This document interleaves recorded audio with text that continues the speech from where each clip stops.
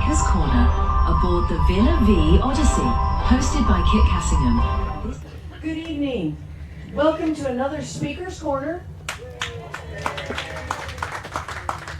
I'm Kit Cassingham. Good evening, Mrs. Cassingham. Good evening, Mr. Cassingham. Good evening, Mr. Taft. I avoided it. I knew he was going to do it. Well, thanks. I brought my own peanut gallery. So tonight's speaker loves technology and all things Google.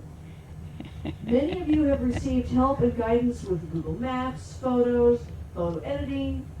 Tonight, she's stepping out of one of her skill sets and into a passion. It's something I've been hearing from her since I met her. So help me welcome Chris Guld, Beyond the Hype, why it's time to understand Bitcoin, blockchain, and Web3. So, Chris? Thank you, Mrs. Cassingham, and thank you for arranging that we have these speakers' corners. I think it's wonderful to have an opportunity to share the things that we each love. So you've heard of the web, right? Did you know that we are currently using Web 2? And Web 3 is on the horizon.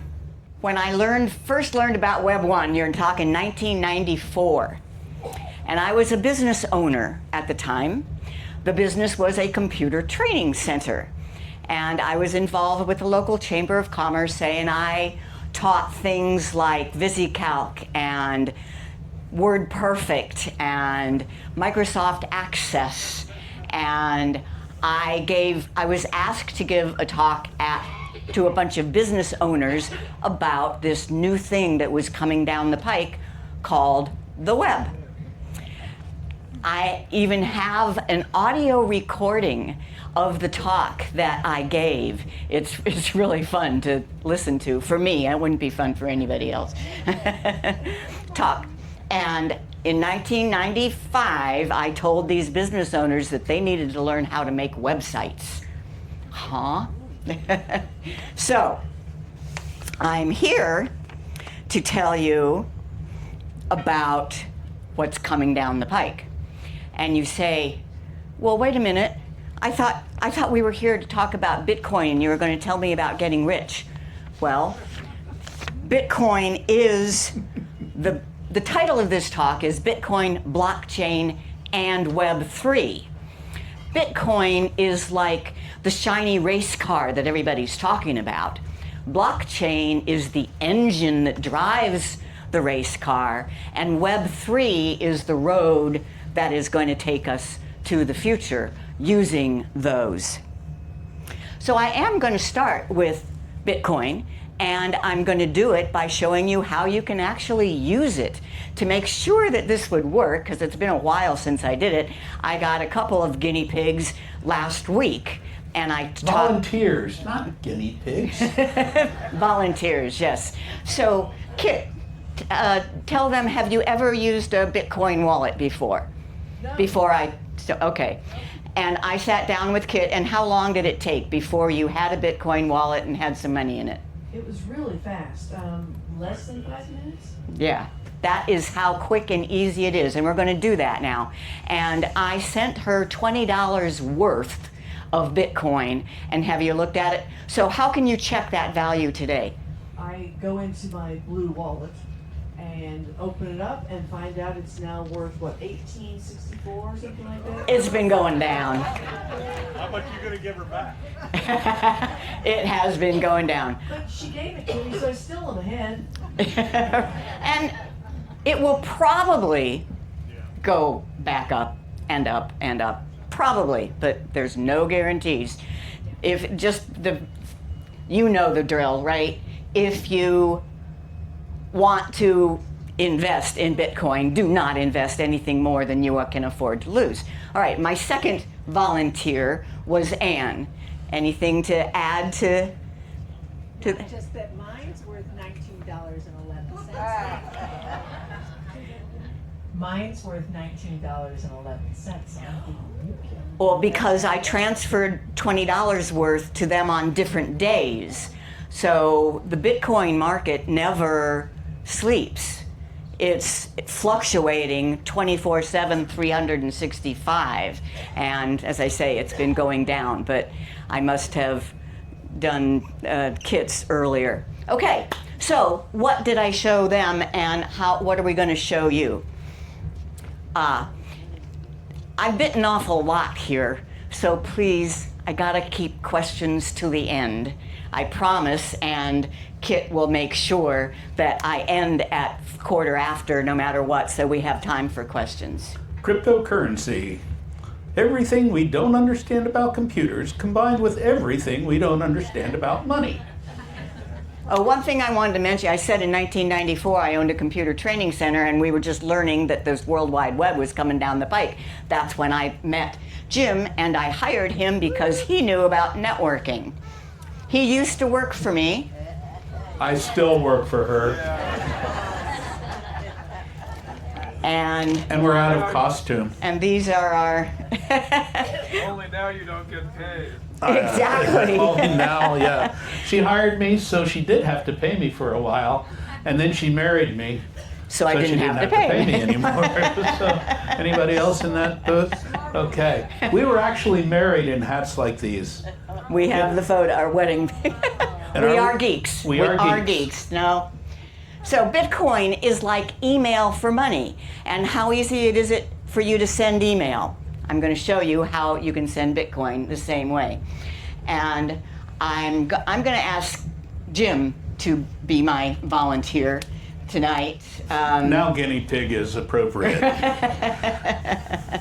All you have to, it's an app on your phone. All you have to do is install an app on your phone. It's called a wallet. And I use the Blue wallet. So you would just go to your App Store on an iPhone or your Play Store on an Android. You have Android. Mm-hmm. I already have Blue Wallet on mine, though. Well, okay, but still, I want you to show them the Play Store just so they see Blue Wallet in the store. So you go to the Play Store. Hang on. And you just search for Blue Wallet. And you're welcome to follow along. You know, if you decide you don't want to do it, you just delete the app when you're done. No, she's not going to give you all $20. I'm not going to send everybody $20. Okay. So. All right. So first I'm going to just search for Blue Wallet. BLUEWA. It's 2 words, but that still works. Yeah, Blue Wallet. Okay. And there it is. It's there. Where's and my since it's pointer? already installed, all I have to do is Yeah, I just tap. wanted them to see. It's that little dark blue and light blue icon, and he already has it installed, so he just has to open it. And it would be the same on your Apple Store. He installed it, but we checked, and he has not created a wallet. I mean, this is the app, so he's installed the app. Now you have to create a wallet. And you do that just by add a wallet. You tap add now. And you want a Bitcoin wallet. I don't even know what multi-sig is, Okay, but we want to put and you can put a name in it. Yeah, you can say he's calling it Bitcoin. VVO and Bitcoin and create. Now, this is the important part. Your wallet has been created. Please take a moment to write down this mnemonic phrase on a piece of paper. It is your backup and you can use it to recover the wallet. This is called your keys. Your keys to the wallet is 12 words. It's not a password. It is 12 words that when the cryptology gets involved, comes up with the address on the blockchain of your money, your contents. So he does have to write that down. Actually, I think we're going to be deleting this, but still, you need to write that down. We're definitely going to be deleting this. Yeah. Yeah, right. Yeah, so you don't have to write it down. When I set mine up, Chris, we learned you can't screenshot this to capture the words because it gives you a blank screen. Right. It's just a black screen. I have since learned that there is a setting for that. There is a setting in Blue Wallet that says don't allow screenshots. But I also realized that we didn't actually write down the words for Anne, and I took anyway. Here are your 12 words. That is your key. And don't give those words out to anyone. Anybody. Okay, so But have them someplace safe. as I say, Very we're going important. to delete this wallet afterwards, so he's not going to bother writing it down. Okay, I wrote it down. Okay, you wrote it down. Somebody wrote it down. I'm sure they did. And he has a wallet with nothing in it. Could you open a bank account and not put anything in it? No. So No. there's one thing that's different. Okay, so now to transfer $20 worth of Bitcoin from my wallet, I do have something in it, to his. I'll show you how that's done. So I go to my Blue Wallet.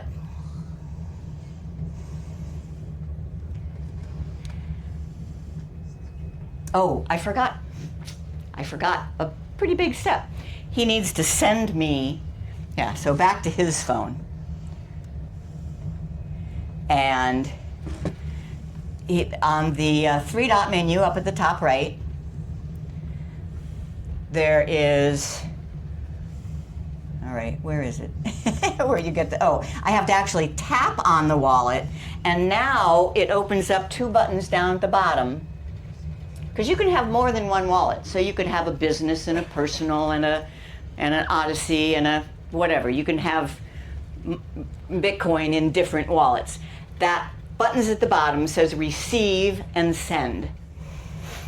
If he taps receive, have you saved your wallet's backup phrase? This backup phrase is required to access. They are serious about this.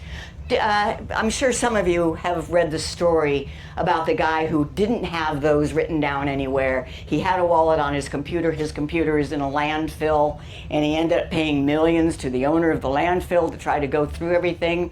He had millions of dollars worth of Bitcoin, never to be seen again. So those 12 words are important. Okay, so I'm going to say yes, I have. Now, allow Blue Wallet to send you notifications. Why not? Sure, allow. Okay, it's your phone. I shouldn't be touching his phone. All right, now there's a QR code, and I'm going to use that because it just makes it so much simpler. But I could be transferring Bitcoin to somebody on the other side of the planet. I can't scan their QR code, so that's it's really hard to see, but right here. All right, what happened to my pointer? At the bottom of the QR code, there's a 35-character string. That is his public address. His keys are his private address. That is his public address. The public address is just that. It's public. You give that to anybody so that they can send you Bitcoin if you want. Here. So that's your public address. That right there is your public address. So he could copy that and send it to me in an email. Or same thing. Apple, this looks the same on Apple. It's just the Blue Wallet app. All right. So on my phone, I have $300 in my wallet, $300 worth of Bitcoin. And I will say that I want to send. So I just tap the wallet and I tap on send.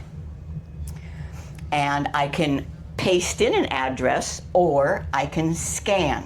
So I'll tap on scan and then I'll scan his QR code.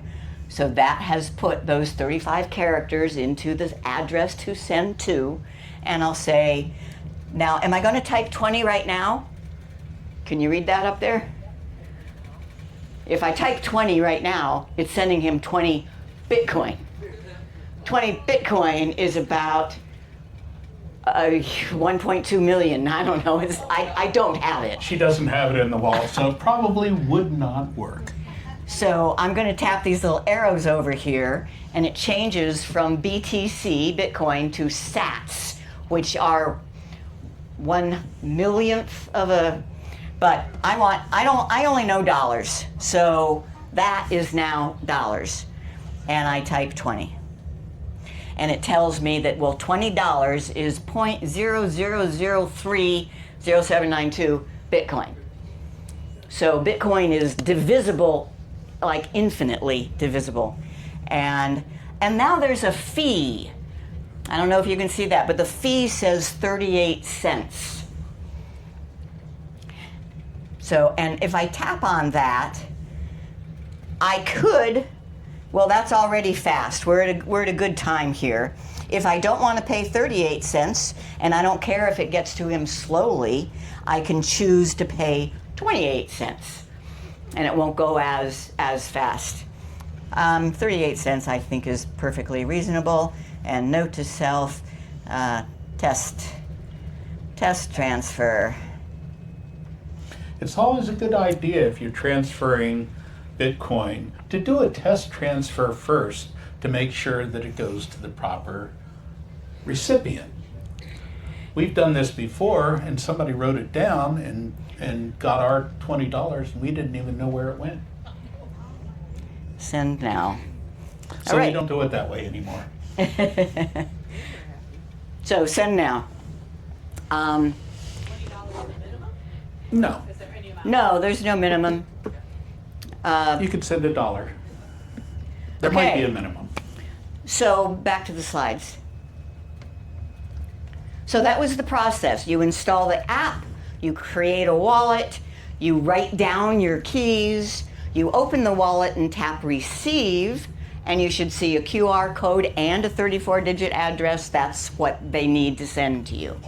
Okay, and on my phone right now, I see a message that it says it's pending $20.03, and the estimated time of arrival is about 10 minutes. So I've already gotten a message from her account that I'm expecting $20.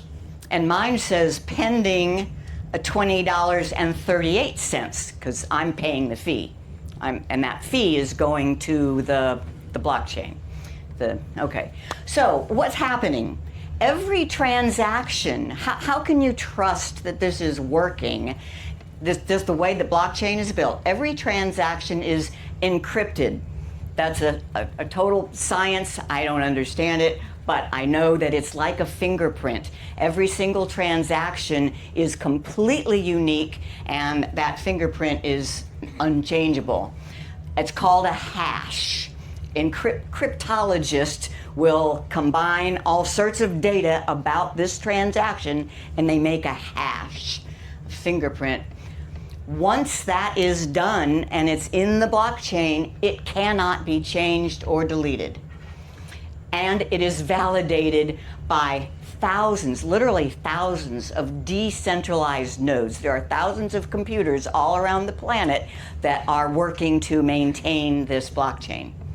A blockchain is basically a group project where everyone checks everyone else's work. Painful, but no one can cheat. So we're having to wait 10 minutes for this, right? How long do you have to wait for a Venmo transaction? It's like instant, but that's because it's going through a centralized bank, and they don't have to do all this decentralized checking with everybody else. The keys. You already know now that that's those 12 words that are your private key. And if you don't have the key, you don't have the coin.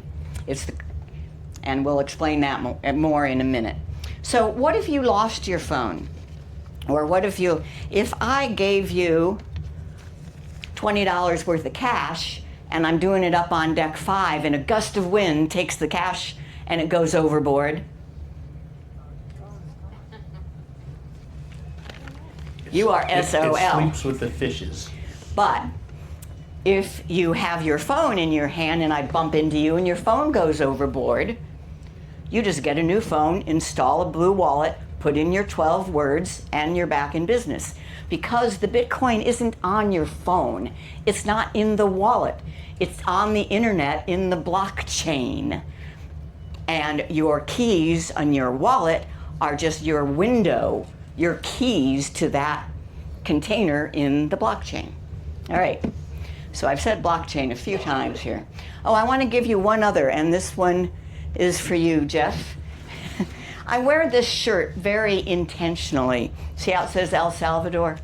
El Salvador was the first country, I think is there another country now? It was definitely the first country to make Bitcoin legal tender. And there's laws that require all vendors to accept Bitcoin. And I bought this blouse with Bitcoin.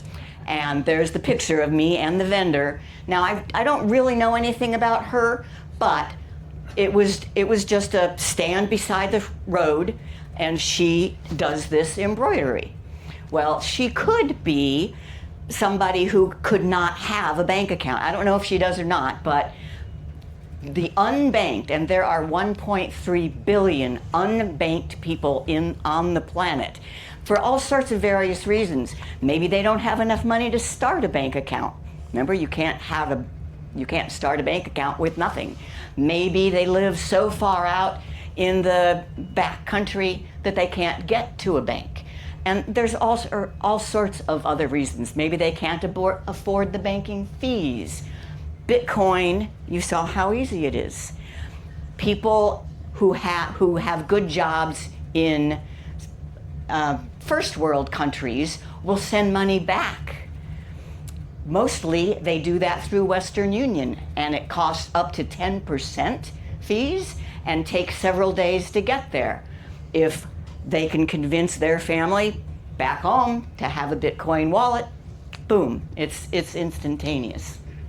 Well, it's 10 minutes. Now, Bitcoin value. You know, I bought a half a Bitcoin in 2021. The price, it was worth $20,000 then. So I paid $10,000 for a half a Bitcoin. So today, that's worth $3,000. So 10,000 to 32, not bad. But last month, or maybe 2 months ago, it was worth 60. It was worth twice that. The price has dropped in half since then. So can you say volatile? This is why it's not being adopted as a payment method. You know, you're not gonna buy a car with Bitcoin today if you think that your Bitcoin will be worth twice as much next year. You know, then so it's really not being used much as a means of transfer. It is being used as an investment now. That was not its intention. Its intention was to be digital cash that can be used worldwide. No government controls it, and it's easy to do. How do you how do you exchange dollars for Bitcoin? I must have these in the right order. So yeah, how did I get that? So how do you get Bitcoin, period? Somebody can give it to you, like I just did, or like remittances from one country to another. You can earn it, like the person who made this blouse. So how do you get any money? You can be given it, you can earn it, or you can exchange dollars for it. To do that, you do have to have an account at what's called a cryptocurrency exchange. The most popular one, and the one I use, is called Coinbase. So, but that is a regular financial institution. And it takes, I had to give them all sorts of information. Did you notice that Jim didn't have to give Blue Wallet anything? He just created a wallet, and it now has an ID. So the wallet has an ID, but it doesn't know who it is that created the wallet. Coinbase knows everything about me. And I attached a bank account, a separate bank account that I only keep a certain amount of money in, to Coinbase, and I asked Coinbase, take some of that money and buy Bitcoin with it.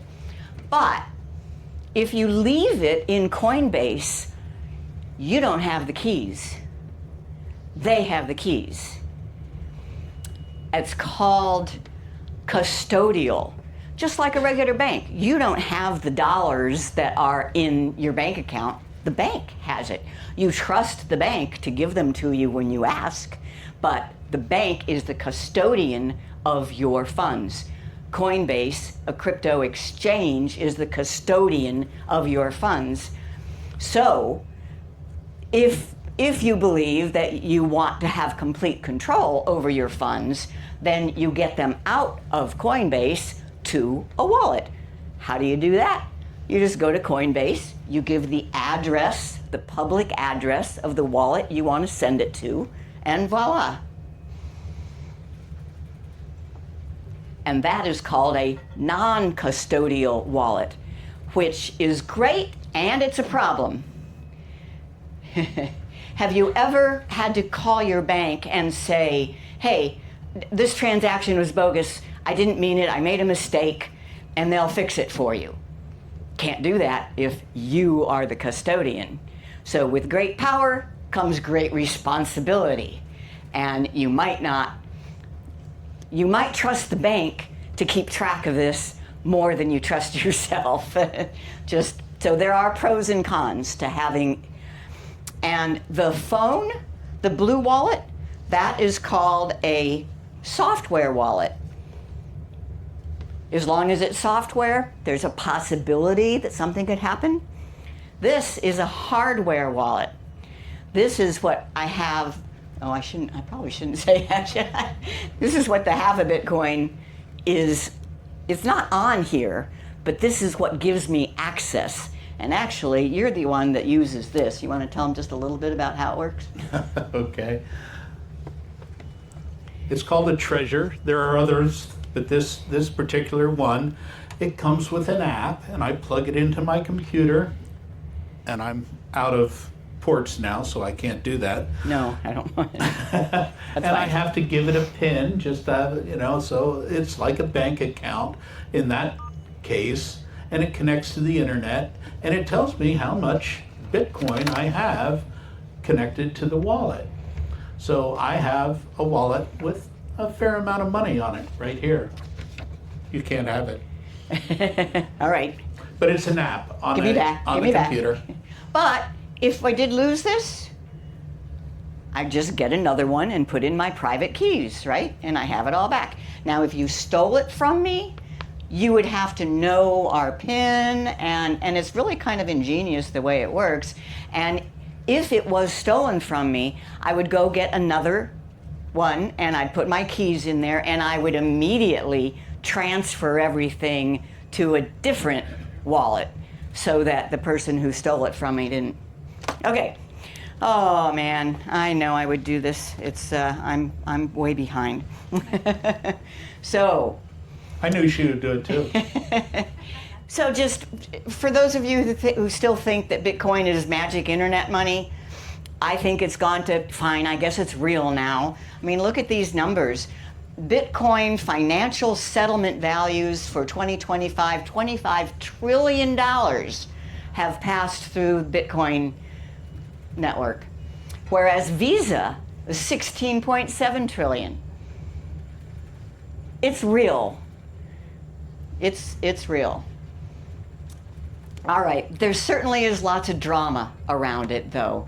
So play the Silk Road one. These are just a couple of very short video clips. Why do you keep closing your laptop every time I walk by?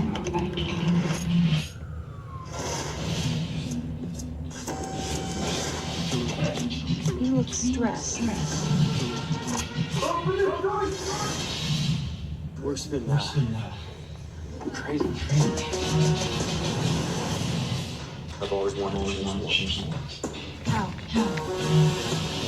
Amazon for drugs. But you can't buy drugs on the internet. What if you could? Using Bitcoin, I just made 75 grand in the last 90 minutes, baby. That's 1.2 million a day.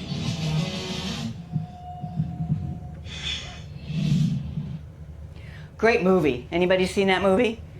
Ooh, Silk Road. Yeah, Silk Road is the movie, and it's a true story. But they got caught. Play the... Any technology worth adopting is often adopted first by criminals. I mean, criminals are some of the greatest beta testers of new technologies. Think about it. Although we all now use the internet every day for everything, way back when, some of the first adopters of the internet were fraudsters and child pornographers. And the digital currency Bitcoin and the technology underlying it, the blockchain, they're really no different. I mean, after all, this technology did get its renown by helping drug dealers sell drugs on the darknet. But it turns out that, like all great technologies, the blockchain's no different. And it turns out that the blockchain can end up doing a lot more good than bad. It can help solve crime, and it can help stop fraud. How do I know? Well, although I'm here in my personal capacity, I've been a federal prosecutor for over a decade.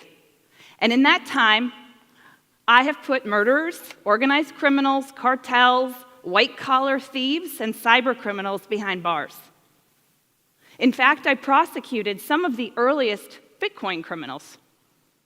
Let me tell you the story, but it involves a twist, because it involves the blockchain being used for bad, but ultimately being used for good to catch the bad guys. That's it. And this also is a true story, and it's a great TED Talk. That was a little clip from a TED Talk by Katie Haun. And the story goes, they did catch the Silk Road owners and put them in jail, but what they found along the way was that there were some rogue FBI agents that were grabbing some of the Bitcoin somehow, and they made millions of dollars, and they thought, I mean, they were really smart. They knew how to cover their tracks. They went to the bank and bribed the bank to erase all the transactions that had to do with them depositing Bitcoin and getting dollars. But they could not erase the blockchain. Now, she said that their names didn't appear anywhere in the blockchain, but if you're a good detective, you can figure out what that number is, and then you can follow that number. The blockchain is public and immutable and there forever. So, the blockchain, it is the foundation for Bitcoin and Web3. It's public, it's immutable and permanent. It's reliable because at the time a transaction is made, the cryptologists give it this fingerprint, and it cannot be changed. Decentralized, so it's secure. It was developed in the 90s, having nothing to do with money, with currency at all. So the blockchain is the technology that will take us to the next level of the internet, Web3. So if this globe represents the web, meaning there's information all over the place, Web 1 was you could just see anything from anywhere on the web, read only. Web 2 is what we have now, where you can read and write. You can add Facebook posts to Facebook. You can make blogs. You can, there's all sorts of things that you can write, but you can't own anything because, and you certainly can't spend money. If you send an email, you're really just sending a copy, right? And you can send that, you can copy that email as many times as you want. You don't want to do that with money. Blockchain solved that double spend problem by making a ledger that sits on top of the web.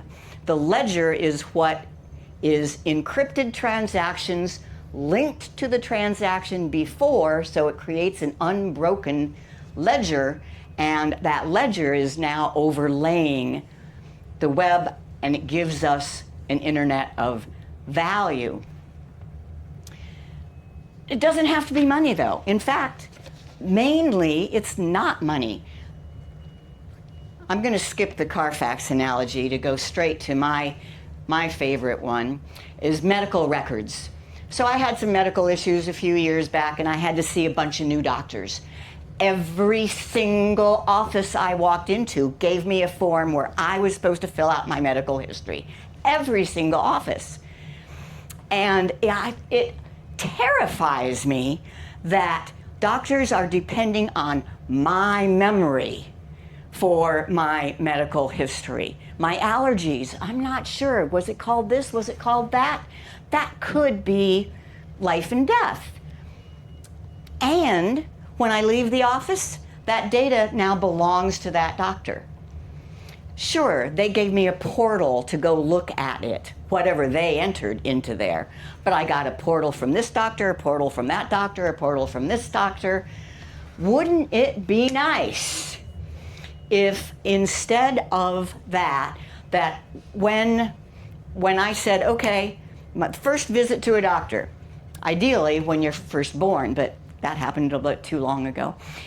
First visit to a doctor, start a blockchain and put the first item in there. And then every time I visit a doctor, instead of giving me the report, instead of entering it into the computer and it goes to their servers, it goes to my blockchain. Every new thing that happens to me goes to my blockchain. I own it. It's accurate. It's immutable. Nobody can go in there and change anything. And I have control, meaning when I walk into the next doctor's office, they want to know my medical history, I'd give them permission through a code, a QR code maybe. I give them permission to view my blockchain and they can see everything they need to see. If, let's say I'm getting a second opinion and I don't want this doctor to see the first opinion, I can lock that off. How do I know all these details? Because it's not a dream, it is reality in the country of Estonia. Estonia has a completely digital government, and in 2015, I think they started this, if you were born in 2015 or later, your blockchain starts. They don't call it a block, they call it something proprietary to the country. So it does exist, and that's how they do it. You might hear of the word Ethereum. What is Ethereum? Ethereum is another cryptocurrency, but with its own blockchain. See, it has the Ethereum blockchain, like Bitcoin. But unlike Bitcoin, it's not meant to be used for money. It's meant to be used for programming. Now, it does hold money. An ETH, ETH, does represent a certain amount of value. I think it's around $1,000 per ETH right now. But it has programmable smart contracts. Think of it like a vending machine. If the user puts in a coin and pushes this button, they get this out. That is what is happening on the web using Ethereum as the foundation. So it provides the platform for Web 3. 3 pillars of Web 3. Number 1, ownership.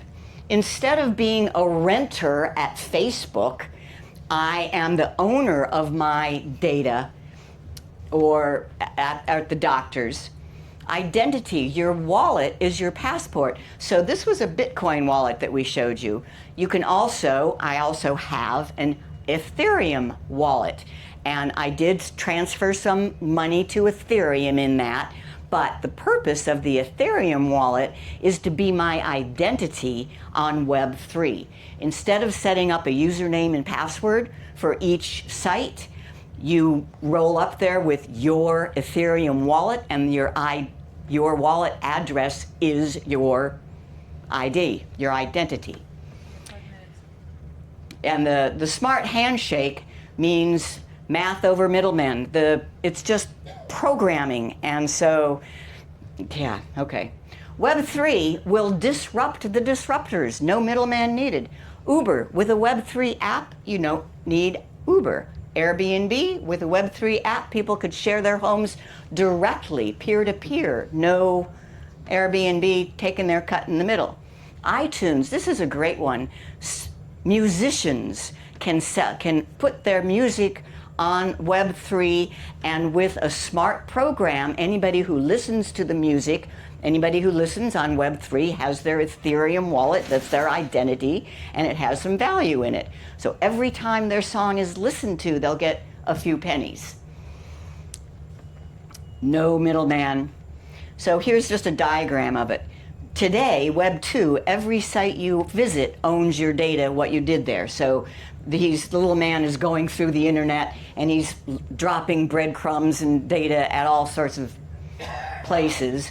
Web 3 means no, you go through the internet and all your data is being collected in your blockchain, and then you can give permission to others to use it. They might even have to pay you something for your data. I use MetaMask as my Web3 wallet. It holds some ETH. And now, this is all absolutely brand new stuff. I'm just learning. You know, right? The best way to learn something is to teach it. So when I have just been buried in this for the last couple of weeks preparing for this talk tonight. And one thing I did, I said, you know, I want to make sure that I have my ID on this new Web3. I want geeksontour.eth. That is the for Web 2, we have geeksontour.com. For Web 3, I want geeksontour.eth. I don't want anybody else to get that. So through my MetaMask Ethereum wallet, I registered geeksontour.eth. And let me just show you what it looks like. There's nothing there yet, but that's next on my list. But I can go, and I would probably be using a different browser. The Brave browser is what is normally used for browsing Web3, but you can do it here. So there's geeksontour.eth, and I am the owner. I also registered chrisgould.eth. So it's kind of, I call it planting my flag on Web3. So bottom line, this tech is already verifying food safety, a blockchain of ingredients.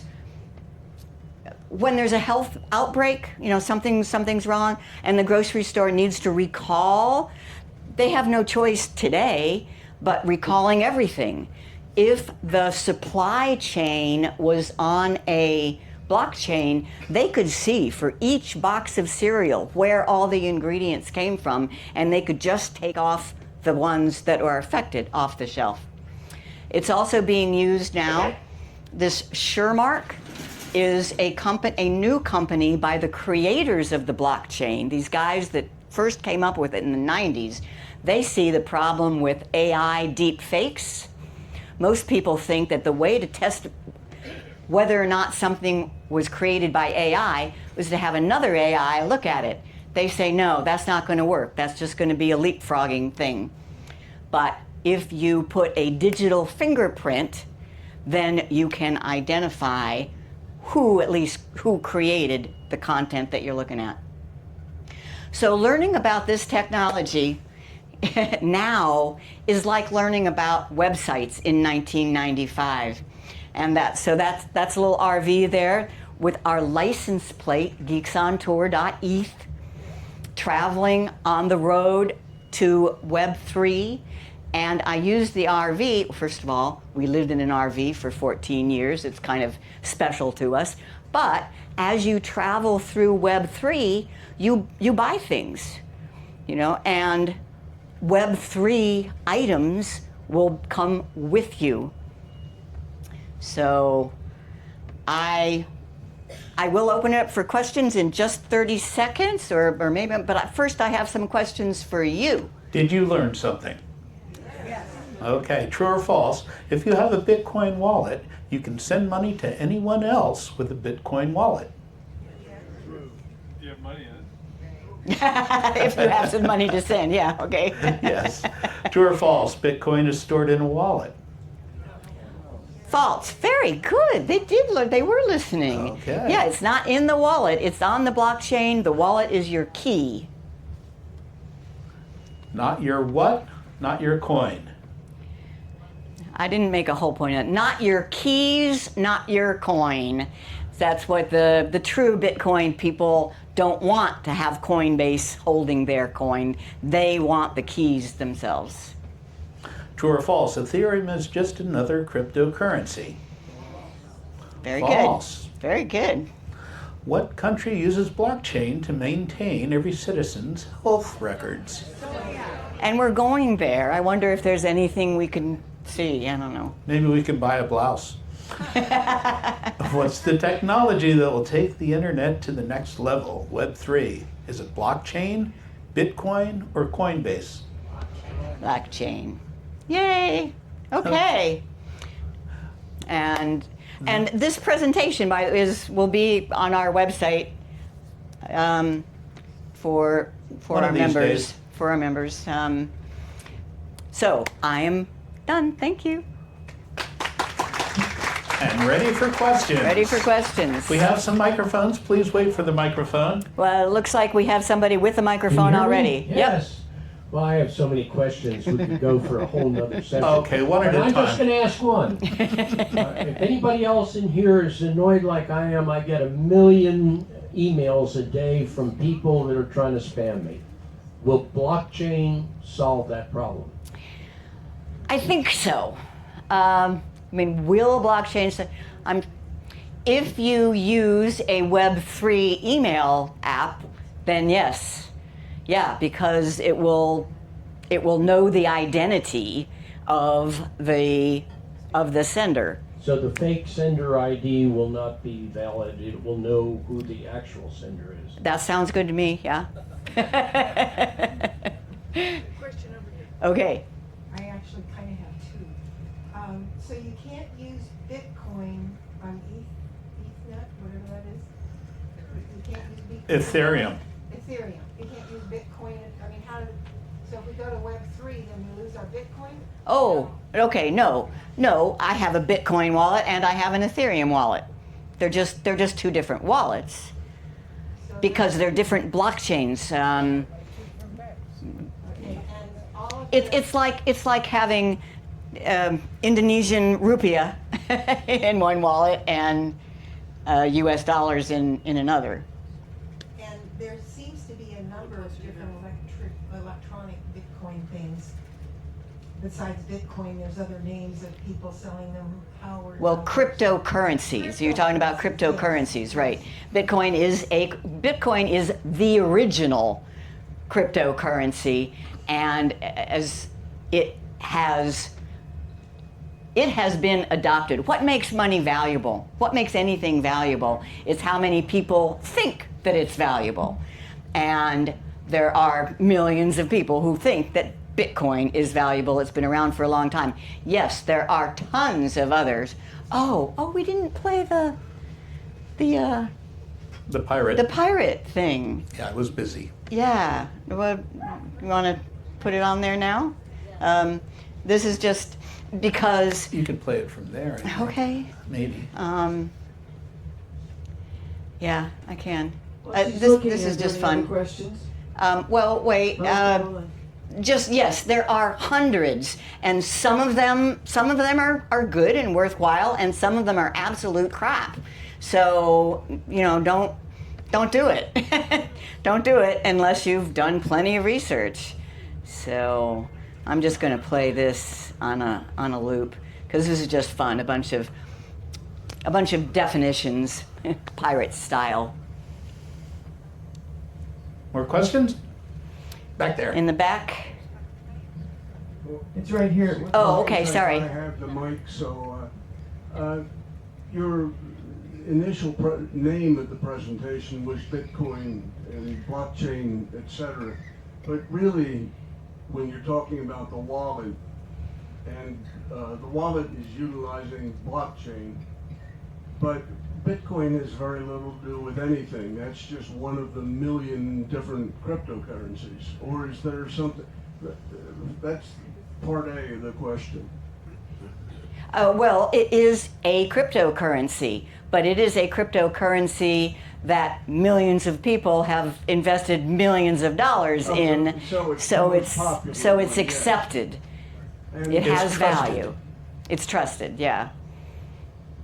And there are other cryptocurrencies that are, they call them tokens, so they're not really, they don't have their own chain, they're just... I thought they all had their own blockchain. No.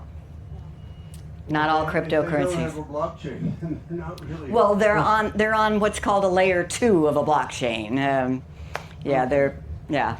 And I'm not at all familiar with the thing that you added about Ethereum. Ethereum is just another cryptocurrency to me, but you said that it's already designed to do other things. It was, it was designed to be the programming interface for the web. So, simply speaking, for me as a dum-dum and not having researched it, I just go on and read more about Ethereum, and I'll see all these other things that they're expanding into. Sure.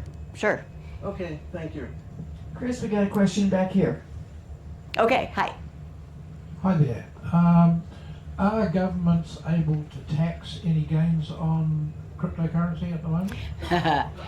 Yes, I mean, it's up to you to file to put crypto on your tax return. Now, if your money is in an exchange, then they will send you a 1099 or something. I think it's 1099. But if it's in your own wallet, then it's up to you. Now, but Bitcoin follows the rules of stocks and bonds. You don't make anything unless you sell it at a profit. So if you're just holding or hodling, as they say in crypto, then there's nothing to declare. Who's next? Hi. My question, you had mentioned like with Ethereum, with Ethereum that you own your data. But you also mentioned with blockchain that all transactions are publicly visible. So what prevents people from stealing all your data? It's encrypted. I mean, okay. You told me there would be a bunch of hard questions. There are hard questions.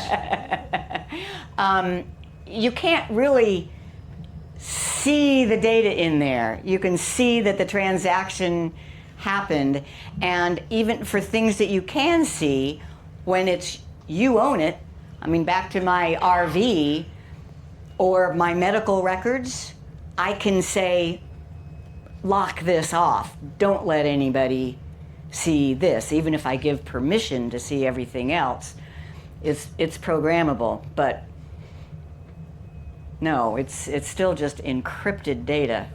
You can't make sense of any encrypted data without having the keys. All right. So, Okay, it's Judy asking. Oh, okay. Hey, Judy. Here. In social media, there is a legacy, so if something happens to you, you can designate a family member to get into your account and dispose of things. In crypto language, is it inheritable? If you put it in a trust, if something happened to the two of you, what happens to you put the keys in your will, or you put where your keys are in your will and tell who. But yes, very good. You know, there is a whole